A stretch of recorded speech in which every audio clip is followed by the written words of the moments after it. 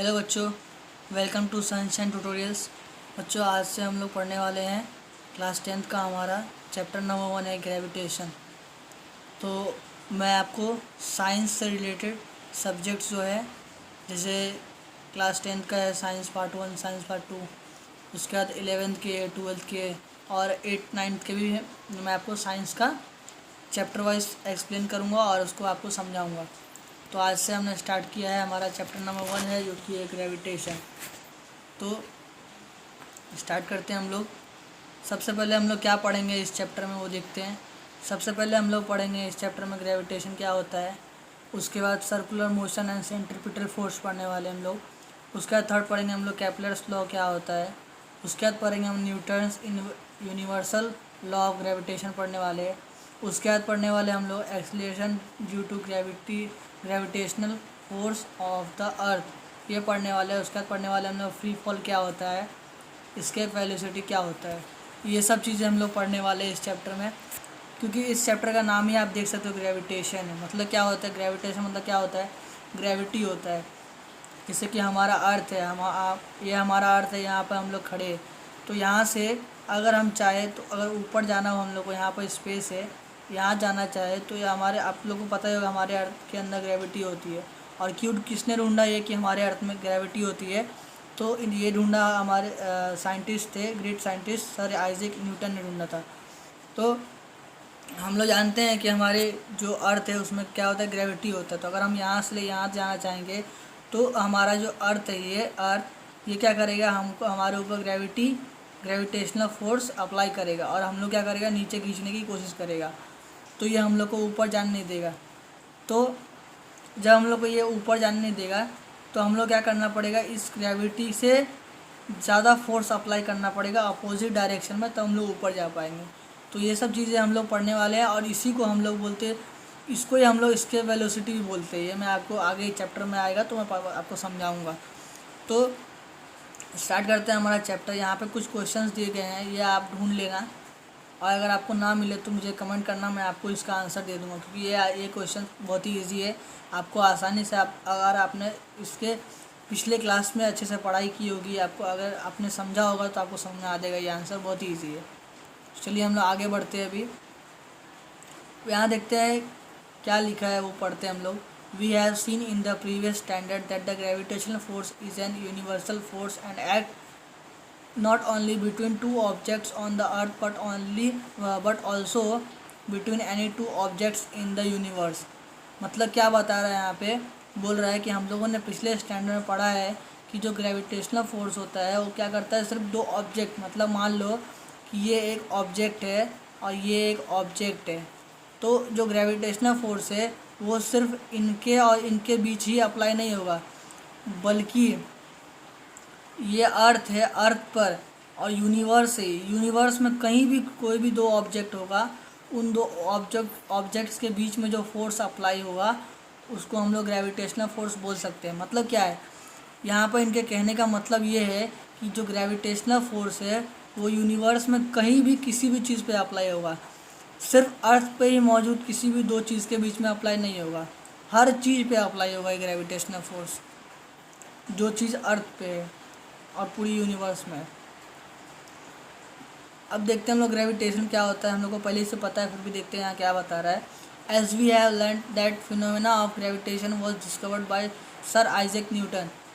जो gravitation phenomena है, ये जो बताया गया है वो किसके द्वारा बताया गया है, सर आइजैक न्यूटन द्वारा बताया गया है। As the story goes he discovered the force by seeing an apple fall from a tree on the ground.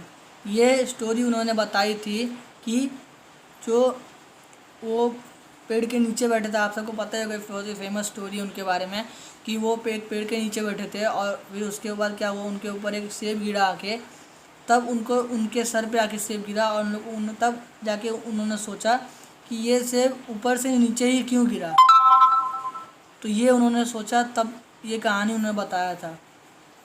अबे क्या है देखते हैं हम लोग। ही wondered why all apples fall vertically downward and not at an angle to the vertical, why do they do not fly off in a horizontal direction। मतलब उनके कहने का मतलब था कि मान लीजिए यहाँ पे दिखाया, आपको दिखाता हूँ मैं, ये यहाँ पे देखिए, यहाँ पे सर आइजैक न्यूटन बैठे हुए हैं। तो उन्होंने क्या बताया था कि ये जो एक पेड़ है, यहाँ से अगर मान लो एप्पल नीचे गिरता है, नीचे के डायरेक्शन में, तो वो हमेशा नीचे के डायरेक्शन में ही क्यों फॉल होता है, वो इस तरीके से क्यों नहीं फॉल होता, या फिर ऐसे उड़ने क्यों नहीं लगता है। ये उनके दिमाग में आया कि ऐसा क्यों होता है, वो उड़ने क्यों नहीं लगता है, या फिर इस डायरेक्शन में क्यों नहीं उड़ जाता है, कहीं भी उस साइड डायरेक्शन में क्यों नहीं गिरता है, वो हमेशा नीचे के डायरेक्शन में ही क्यों गिरता है। ये वो सोचने लगे। उसके बाद क्या, आफ्टर मच थॉट, बहुत ज़्यादा सोचने के बाद, he come to the conclusion that the earth must have attracting the apple towards itself and this attractive force must be directed towards the centre of the earth. फिर उन्होंने जब गिरा, तो अब सोच रहे हो, सोचने में उन्होंने ये सोचा कि ये जो सेब नीचे गिरा, तो इसका मतलब ये हो सकता है कि इस अर्थ में कुछ तो अट्रैक्टिव फोर्स ऐसा है जो एप्पल को अपनी तरफ क्या कर रहा है, अट्रैक्ट कर रहा है और खींच रहा है उसको अपनी तरफ, जिससे वो क्या हो रहा है, डाउनवर्ड डायरेक्शन में अट्रैक्ट होके गिर जा रहा है। The direction from the apple on the tree to the centre of the earth is vertically direction at the position of the apple and thus the apple falls vertically downward. मतलब क्या बोल रहे हैं यहाँ पे, the direction of the apple मतलब on the tree, मतलब tree पर जो एप्पल का डायरेक्शन, मतलब ट्री देखो अभी एप्पल लगा हुआ है ट्री पे, तो वो लगे में ऊपर के साइड डायरेक्शन तो उठा हुआ नहीं रहेगा, वो नीचे से लटका हुआ रहेगा ना। तो वही बोल रहे हैं, जो एप्पल नीचे के साइड लटका हुआ है वो क्या है, to the centre of the earth is the vertical direction at the position of the apple. मतलब वो क्या है, अर्थ के डायरेक्शन की साइड वर्टिकली झुका हुआ नीचे साइड की ओर, और जो गिरता है वो क्या कैसे गिरता है, वर्टिकली डाउनवर्ड्स गिरता है वो। फिगर 1.1 जो कि यहाँ साइड में बना हुआ है, on the left shows an apple tree on the earth. ये क्या कर रहा है, अर्थ पे एक एप्पल ट्री शो कर रहा है। The force on an apple on the tree it towards the centre of the अर्थ। जो एप्पल पे फोर्स लग रहा है वो क्या है, अर्थ के सेंटर की ओर डाउनवर्ड डायरेक्शन लगा हुआ है। Along the perpendicular from the position of the apple to the surface of the earth. मतलब ये क्या है, एक परपेंडिकुलर बन रहा है। यहाँ पे मैं आपको दिखाता हूँ, ये देखिए यहाँ पे ऐसा गया ये सेंटर की ओर, और यहाँ से भी अगर आप अर्थ के यहाँ पे हो इस डायरेक्शन में, तो यहाँ पे आपके लिए सेंटर हो गया। अगर आप यहाँ पे हो तो आपके लिए सेंटर यहाँ पे हो जाएगा। अगर आप यहाँ पे हो, सेंटर आपके लिए यहाँ हो जाएगा, यहाँ हो तो यहाँ हो जाएगा।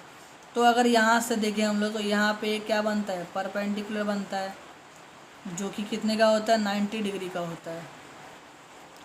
ये तो आप लोगों को पता ही होगा। तो वही बता रहा है यहाँ पे, ये क्या है उसका। अब देखते हैं, the figure also shows the gravitational force between the earth and the moon. अब यहाँ पे आपको एक और चीज़ मैंने बताया था, स्टार्टिंग में बताया था कि जो ये ग्रेविटेशनल फोर्स होता है वो क्या होता है कि सिर्फ अर्थ पर ही मौजूद दो ऑब्जेक्ट्स के बीच नहीं होता, वो यूनिवर्स में मौजूद हर चीज़ में होता है। वैसे यहाँ पे बोल रहा है कि यहाँ पे फिगर में हम लोग को सिर्फ इतना ही नहीं दिखाया है कि एप्पल का ग्रेविटेशनल फोर्स की वजह से वो नीचे गिर रहा है अर्थ की ओर। मतलब अर्थ और एप्पल के भी ग्रेविटेशनल फोर्स नहीं है, मतलब फोर्स है पर सिर्फ उन्हीं दोनों के बीच नहीं है, वो और किसके बीच है, यहाँ पर आप देख सकते हो मून के बीच में भी है और अर्थ के बीच में भी है। मतलब इन दोनों के बीच में भी क्या काम कर रहा है, ग्रेविटेशनल फोर्स यहाँ पे भी वर्क कर रहा है। ये बात आपको क्लियर हो गई, वहाँ पर मैंने क्या बताया था। Newton thought that if the force of gravitation acts on Apple on the tree at different Heights from the surface of the earth. मतलब उन्होंने सोचा, तो उन्होंने मालूम चला कि ये जो है, जो फोर्स ग्रेविटेशनल फोर्स जो अप्लाई हो रहा है ट्री के ऊपर, जो एप्पल है उसके ऊपर, वो क्या हो रहा है, हाईएस्ट सरफेस के, अर्थ का जो सरफेस है उससे हाईएस्ट ऊंचाई पे भी हो रहा है।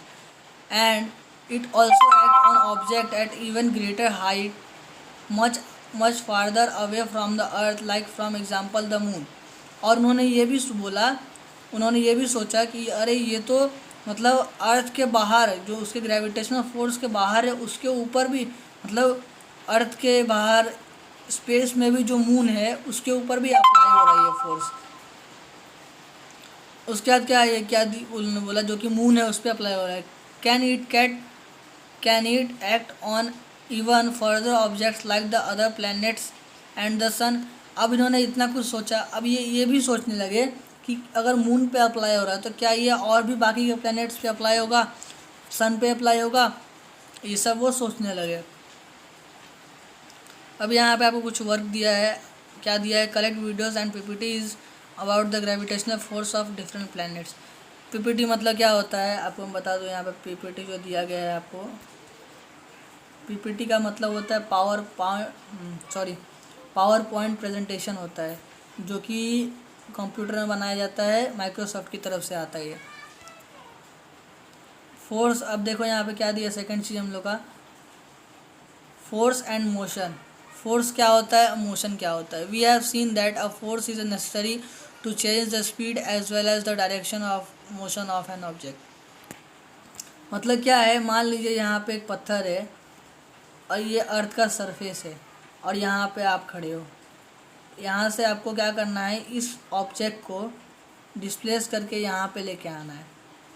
अब कैसे लाओगे आप, ये ऑटोमेटिक तो यहाँ चल के यहाँ नहीं चल जाएगा, नहीं जाएगा ना। इसको क्या करना पड़ेगा, अब धकेलना पड़ेगा, इस पर धक्का लगाना पड़ेगा। मतलब क्या लगाना पड़ेगा, फोर्स अप्लाई करना पड़ेगा आपको इसके ऊपर। फोर्स अप्लाई करोगे तो क्या होगा, ये यहाँ से मूव होके यहाँ पे आ जाएगी। अब फोर्स अप्लाई करोगे तो आपको उसको डायरेक्शन भी देना पड़ेगा, क्योंकि आप फोर्स तो अप्लाई करो लेकिन किस डायरेक्शन में उसको लेके जाना है, उसके लिए आपको डायरेक्शन में उसको देना पड़ेगा कि थोड़ा इधर से धकेलना पड़ेगा, थोड़ा उधर से धकेलना पड़ेगा। तो वही बता रहा है यहाँ पे कि we have seen that force is necessary to change the speed. Force क्यों यूज़ होता है, उस ऑब्जेक्ट का स्पीड बढ़ाने के लिए यूज़ होता है, और साथ ही साथ उस ऑब्जेक्ट का डायरेक्शन भी चेंज करने के लिए यूज़ होता है। अब हम लोग को यहाँ पे बोल रहा है कैन यू रिकॉल, क्या तुम याद कर सकते हो, क्या याद कर सकते हो। यहाँ पे देखो what are Newton's laws of motion. Newton's के कौन से लॉ ऑफ मोशन थे, उसके 3 लॉ ऑफ मोशन थे, आप याद करना, आपको याद आएगा। अब क्या दिया है, इंट्रोडक्शन टू साइंटिस्ट। एक साइंटिस्ट है हमारे, महान साइंटिस्ट है जिन्होंने ग्रेविटेशनल फोर्स को ढूंढा था, सर आइजैक न्यूटन के बारे में बताया गया है। ग्रेट साइंटिस्ट, देखो यहाँ पर नाम में स्टार्टिंग में लिखा गया है, स्टार्टिंग में लिख दिया ग्रेट साइंटिस्ट, क्योंकि यहाँ ग्रेट साइंटिस्ट है वो। अब क्या दिया है, सर आइजैक न्यूटन। अब यहाँ पे लिखा है, यहाँ पे डेट दिखा 1642 टू 1727, मतलब 1642 से लेकर 1727 तक ये अर्थ पे एग्जिस्ट है। Was one of the greatest scientist of recent times.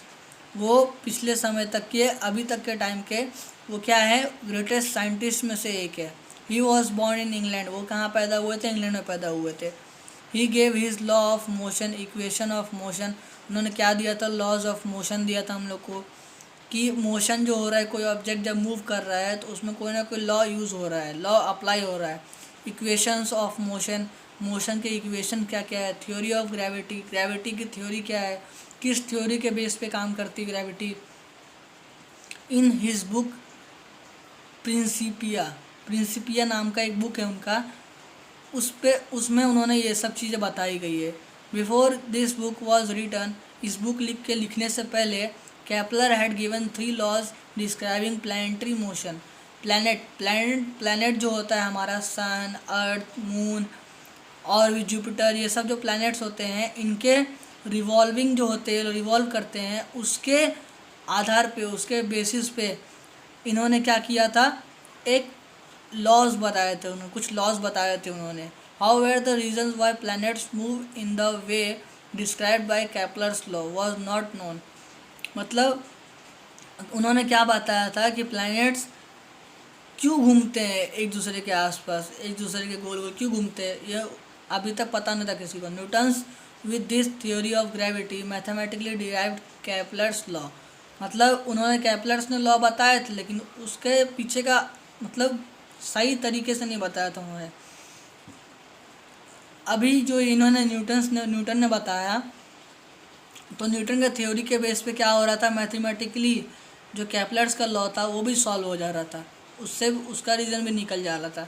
In addition to this, इसके एडिशन में Newton did ground breaking work in several areas including light, heat, sound and mathematics.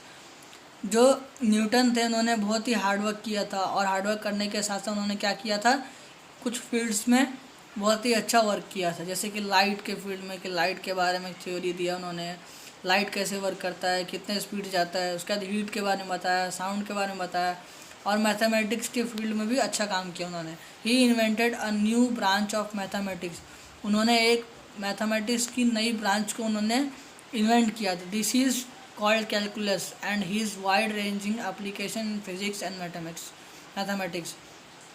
अभी आपको नहीं है, लेकिन जब आप 11th-12th में आओगे, उसके आगे जाओगे तो आपको मालूम चलेगा कैलकुलस क्या होता है। और इस ब्रांच को उन्होंने डिस्कवर किया था, जो अपने सर आइजैक न्यूटन है, उन्होंने ही इस ब्रांच को बनाया था। He was the first scientist to construct a reflecting telescope, यही एक फर्स्ट साइंटिस्ट है जिन्होंने रिफ्लेक्टिंग टेलीस्कोप बनाया था। रिफ्लेक्टिंग टेलीस्कोप मतलब क्या होता है, टेलीस्कोप कैसे काम करता है, जब कोई लाइट होती है वो उस जो खैर रहने दीजिए, ये मैं आपको आगे बताऊंगा। अभी इसमें बता दूंगा तो फिर आगे क्या बताऊंगा आपको मैं। तो अभी अगले वीडियो में हम लोग पढ़ेंगे circular motion and centripetal force क्या होता है।